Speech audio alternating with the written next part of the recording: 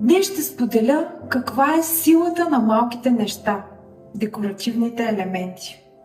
Аз ги наричам душата на всяко пространство. Предполагам, знаете как изглежда един чисто нов дом, преди да са наредени вещите на стопаните. Само мебели, някак пусто, празно, неуютно.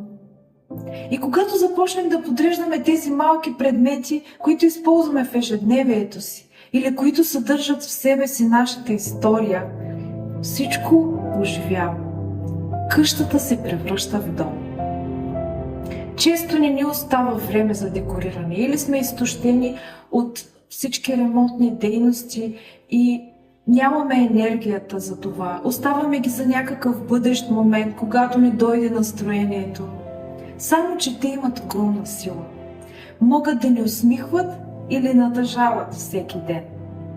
Предполагам, всеки има предмет, донесен от някоя почивка, където е бил щастлив, било е хубаво, били сте въодушевени, при повдигнато настроение. И когато погледнете този предмет, тези емоции отново се връщат. Изживяваме отново и отново това хубаво усещане.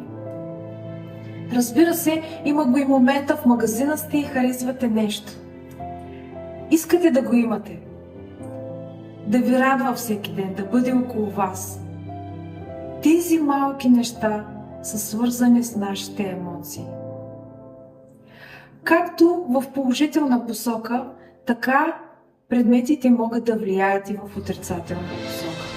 Предполагам, всеки има познат, който е бил зарязан от гаджето и иска да изхвърли незабавно всички негови вещи да изчезнат. Защо е така? Защото тези предмети връщат онези емоции и засилват чувството на липса сега. След като имаме това познание, можем ли да го използваме в положителна за нас посока и да се обградим с неща, които ни радват и усмихват всеки ден? Знаете ли, че умишленото предизвикване на усмивка активира мозъка да изпраща сигнали за истинско щастие? И какво би станало, ако в средата около нас заложим капани за предизвикване на усмивка? Може би ще бъдем по-усмихнати и по-щастливи.